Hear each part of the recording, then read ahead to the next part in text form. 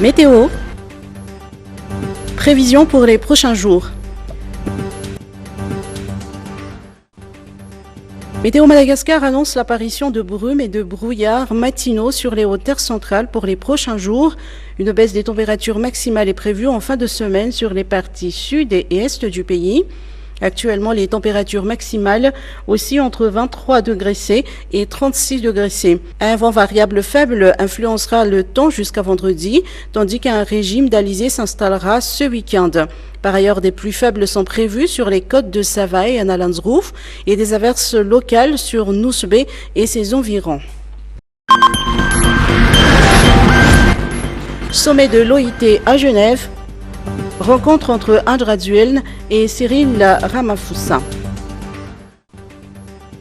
Le président de la République Andra Dueln a eu l'opportunité de s'entretenir avec le président d'Afrique du Sud, Cyril Ramaphosa, en marge de la première journée du sommet de l'OIT à Genève. Le renforcement de la coopération entre Madagascar et l'Afrique du Sud a été au centre de leur discussion, étant donné que les deux pays sont voisins dans l'océan Indien.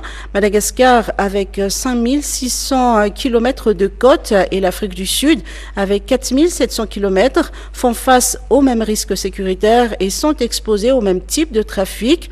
Les deux présidents de la République ont ainsi décidé d'unir leurs efforts pour la protection des zones économiques exclusives et des territoires maritimes partagés sur des thématiques couvrant la pêche illicite, la lutte contre toute forme de trafic, dont celui de l'or, la protection et la valorisation commune des ressources maritimes et naturelles.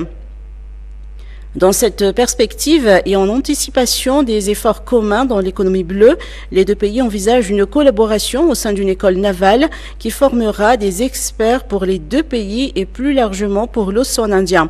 Toujours dans la lutte contre les trafics, ils se sont convenus d'une collaboration en matière judiciaire.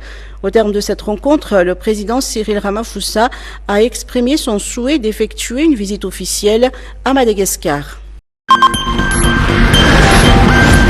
Salon ITM 2023, promouvoir la destination Madagascar.